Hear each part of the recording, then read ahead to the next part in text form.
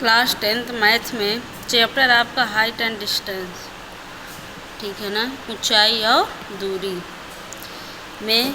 जैसे इसमें कुछ डिफिनीशन है, देख लीजिए। उन्नयन कोण किसे कहते हैं, अवनमन कोण किसे कहते हैं, ये देख लीजिए। उन्नयन कोण यदि कोई वस्तु व्यक्ति की आँख से जाने वाली क्षैतिज रेखा के ऊपर की ओर स्थित है तो उस वस्तु द्वारा क्षैतिज रेखा के साथ जो कोण आँख पर बनता है उसे उन्नयन कोण कहते हैं। जैसे मान लो कि व्यक्ति यहाँ पे है, ठीक है ना, ऊपर कोई वस्तु यहाँ पे रखी हुई है। इस वस्तु को ये यहाँ पे क्या है, व्यक्ति है, और इस वस्तु को क्या कर रहा है, देख रहा है, ठीक है ना। और व्यक्ति की आँख के सीध में ये क्षैतिज रेखा बन रही है, ठीक है ना। व्यक्ति की आँख के सीध में क्षैतिज रेखा और उस वस्तु के देखने के सीध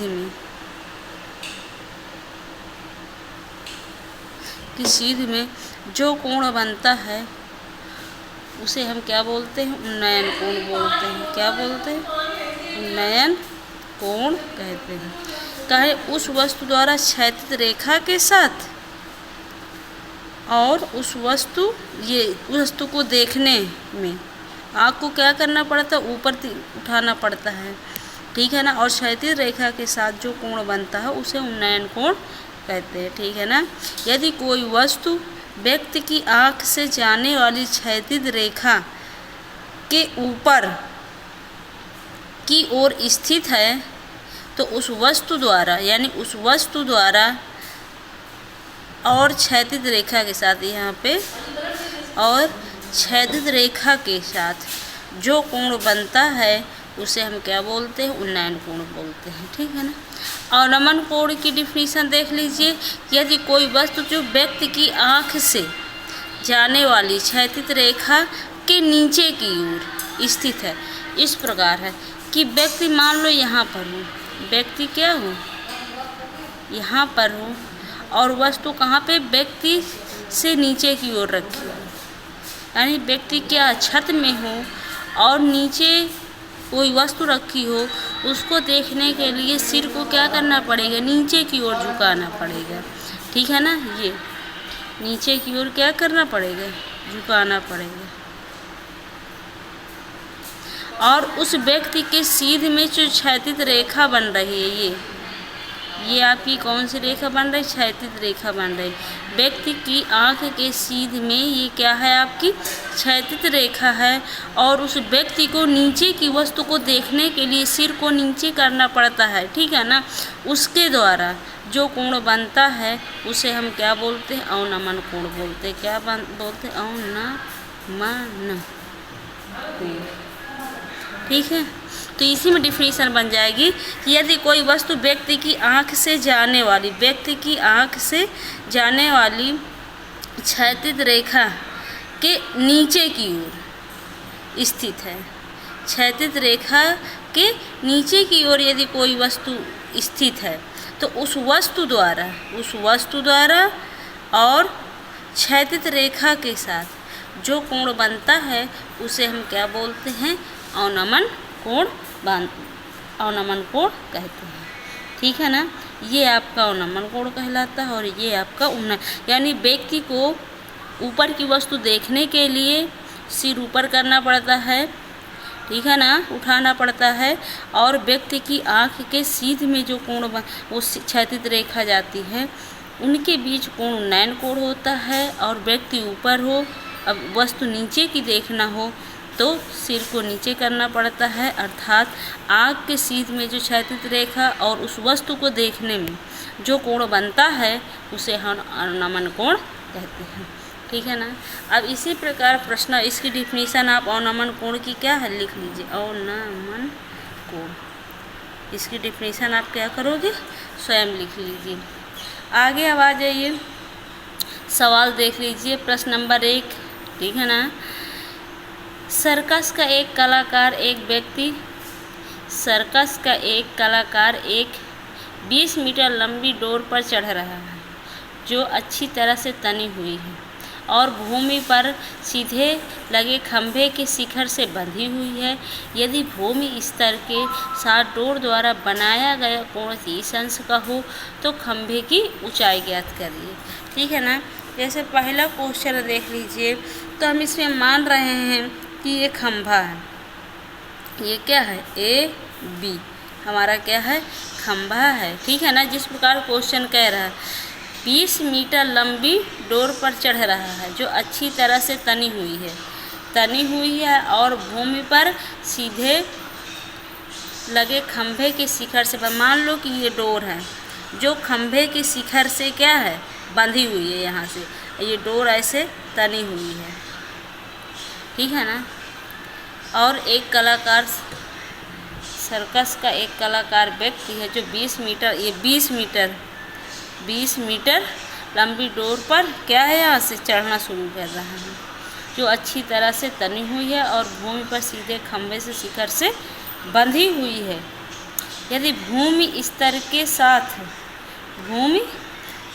के साथ डोर द्वारा बनाया गया कोण 30 अंश का है, मान लो ये एक क्षैतिज रेखा इसके से मिला दोगे, यानी भूमि से बनाया गया कोण कितने अंश का है, 30 अंश का है। ठीक।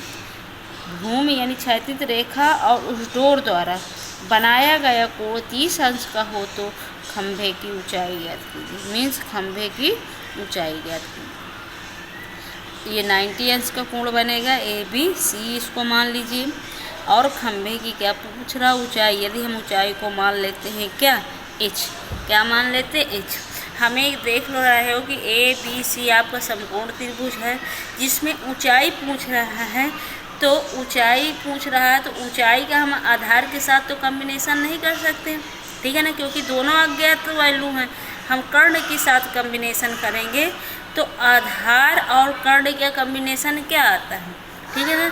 कौन से त्रिकोणमितीय अनुपात लेंगे, यानी साइन थीटा लेंगे। क्या लेंगे, साइन थीटा बराबर होता है लंब बटे कर्ण, इसके कर्ण। लेकिन अभी हमें यहाँ पे मान लेते हैं कि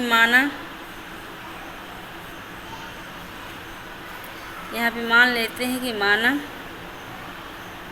खंभे की ऊंचाई h मीटर है। ठीक है ना। तनी हुई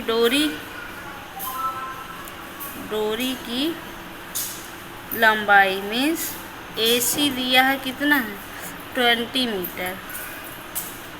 आधार क्या है आपका, BC। आधार क्या है, BC। अब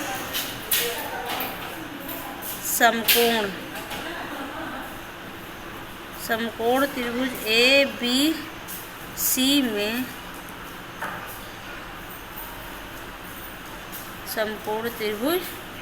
ABC में देख रहे हैं कि कोण भी आपका 90 अंश है और यहाँ पे इसका कॉम्बिनेशन कर रहे हैं तो साइन आ जाएगा। कितना कोण ले रहे हैं, 30 अंश। कितना ले रहे हैं, 30 अंश। इक्वल क्या हो जाएगा, लंब बटे कर्ण। ठीक है ना। तो यहाँ पे लंब आपका क्या हो जाएगा, h, कर्ण क्या आ जाएगा, 20। साइन 30 का मान यदि देखोगे तो कितना होता है, साइन 30 का मान होता है 1/2। मान जरूर याद होने चाहिए, h/20। तो यह गुणा करोगे 2h = 20, तो h बराबर 20/2 यानी 10। इस प्रकार हम कह सकते हैं कि ऊंचाई खंभे की कितनी आ जाएगी, 10 मीटर। अब नीचे यहाँ पे लिखोगी खंभे की ऊंचाई 10 मीटर। ठीक है ना। इसी प्रकार आपके इसके बहुत कठिन सवाल नहीं हैं। इसी प्रकार हमको सवाल क्या करने हैं, लगाने हैं। जैसे और 1-2 सवाल देख लीजिए इसी में। ये देख लीजिए, जैसे क्वेश्चन नंबर 2 है, बहुत इम्पॉर्टेंट क्वेश्चन है। आंधी आने से एक पेड़ टूट जाता है और टूटा हुआ भाग इस तरह मुड़ जाता है कि पेड़ के शिखर ज़मीन को छूने लगता है और इसके साथ 30 अंश का कोण बनाता है। तो सबसे पहले देख लीजिए कि एक पेड़ ये है, ये पेड़ हम मान लेते हैं पी क्यू, जो ये भूमि से लगा हुआ है। पेड़ आपका क्या है, पी क्यू है, और ये आंधी से मान लो यहाँ से क्या हो जाता है, टूट जाता है। यहाँ से टूट करके ये भाग पी क्यू, इसको मान लो आर, क्या मान लो आर, यानी पी आर भाग टूट करके ये ज़मीन पे आके यहाँ पे झुक जाता है।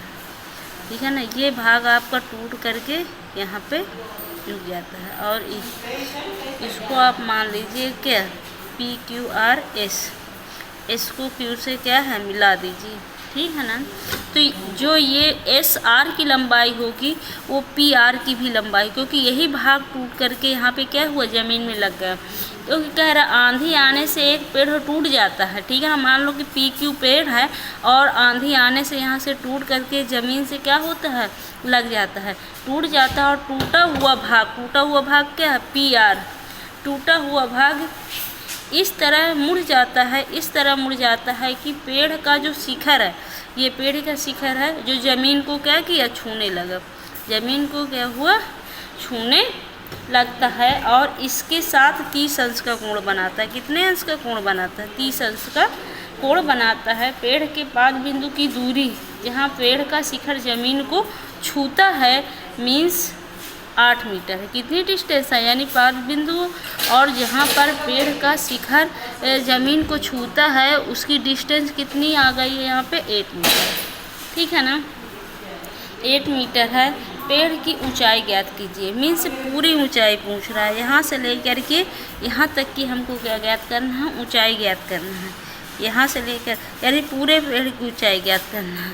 तो एक चीज़ इसमें ध्यान रखना है, यदि हम क्यू आर की दूरी निकाल लें और आर एस की दूरी निकाल लें और दोनों को जोड़ दें तो पूरे पेड़ की क्या आ जाएगी, दूरी आ जाएगी, पूरे पेड़ की क्या आ जाएगी, लंबाई आ जाएगी।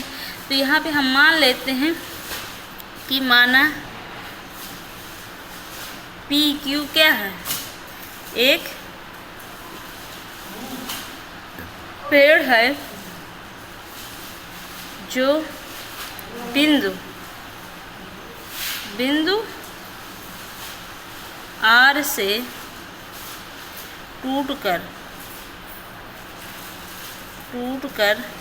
आर से क्या होता है, टूटकर भूमि पर गिर गया, आर से टूटकर भूमि पर गिर गया। पेड़ के ऊपरी भाग पी आर, पेड़ का ऊपरी भाग पी आर का ऊपरी भाग, पेड़ का ऊपरी भाग पी आर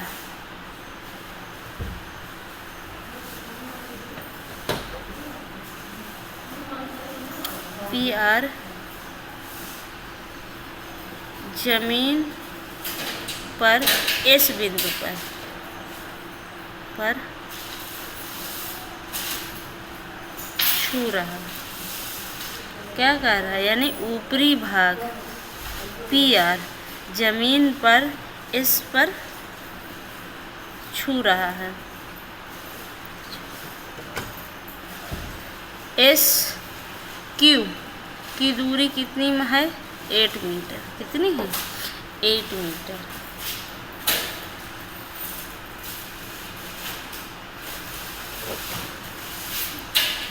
तब अब देख लीजिए यहाँ पे हमें आर और क्यू नहीं मालूम है, एस क्यू मालूम है। क्या है, एस क्यू मालूम है। तो एस क्यू का एक बार कम्बिनेशन आर क्यू के साथ होना चाहिए, दूसरी बात एस क्यू का कम्बिनेशन एस आर के साथ भी निकालना चाहिए। तब हम देख रहे हैं, तब समकोण त्रिभुज, देखो कोण क्यू आपका क्या है, समकोण माना जाएगा। समकोण त्रिभुज एस क्यू आर में देख रहे हो, अगर हम एस क्यू का आर क्यू के साथ कम्बिनेशन ले रहे हैं तो इनका दोनों का कम्बिनेशन क्या आ जाएगा, tan आ जाएगा। क्या आ जाएगा, tan 30 equal R Q upon S Q. ठीक है ना, tan 30 का मान 1/√3 होता है RQ/SQ। 3 गुणा कर दोगे, इससे आप RQ निकाल दीजिए। RQ कितना हो जाएगा,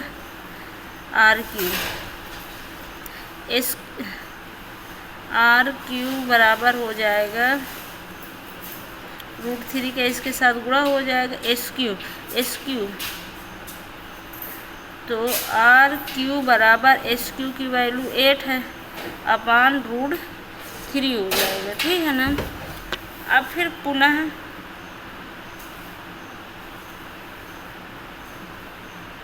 समकोण त्रिभुज SQR में उसी में दोबारा आपको निकालना, क्योंकि एक बार इसका इसके साथ कॉम्बिनेशन मिलाना था और दूसरी बार इसका इसके साथ, क्योंकि जब SQ का RQ के साथ कॉम्बिनेशन मिलाए तो tan थीटा लिया। ठीक है ना, जिससे RQ आपका निकल के आ गया। क्या निकल के आ गया, RQ निकल के आ गया। अब यदि इसका इसके साथ कॉम्बिनेशन मिलाएंगे तो SR निकल के आ गया। क्या निकल के आ गया, SR। देख लीजिए इन दोनों का कॉम्बिनेशन क्या हो जाएगा, आधार बटे कर्ण करोगी तो आधार बटे कर्ण किसके बराबर होता है, कास के बराबर होता है। कास क्या लोगी, थीटा की जगह पर 30 अंश लोगी, इक्वल SQ/SR।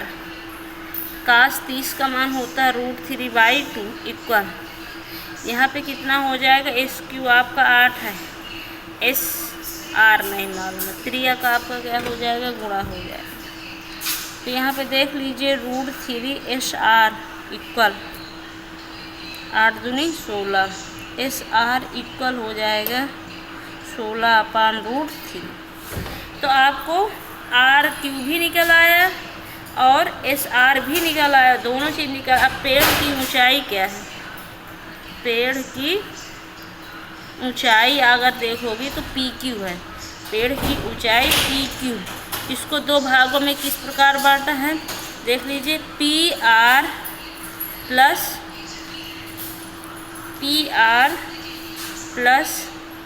QR। ठीक है ना, जो कि हमें मालूम है यहाँ के PR अगर देखोगी क्या है PR, आपको मालूम है। एक चीज़ और है यहाँ पे, चाहे लिख सकते हो कि PR बराबर है किसके, SR के। ठीक है ना, क्योंकि यही भाग टूट करके ज़मीन से क्या हुआ है, लगा हुआ है। ठीक है ना, यानी जहाँ से भी पेड़ का टूटा हुआ भाग ज़मीन से लगा, तो जो PR की डिस्टेंस होगी वही आपकी SR की डिस्टेंस होगी। तो यहाँ पे हम क्या कर सकते हैं कि PR की जगह पे लिख सकते हैं SR। क्या लिख सकते हैं, SR प्लस का QR। यहाँ पे आप कोष्टक में लिख दीजिए कि PR किसके बराबर है, SR के बराबर है। PR किसके बराबर है, SR के बराबर है। अब यहाँ पे क्या करेंगे, आप वैल्यू सेट कर देंगे। वैल्यू यहाँ पे हम मान रख रहे हैं, जैसे यहाँ पे PQ बराबर SR कितना दिया है, SR दिया है √3 प्लस QR कितना दिया है 8/√3। ठीक है ना, इस प्रकार आप सॉल्व कर लेंगे तो कितना आ जाएगा 24/√3। ठीक है ना, 24 में क्या हो जाएगा √3।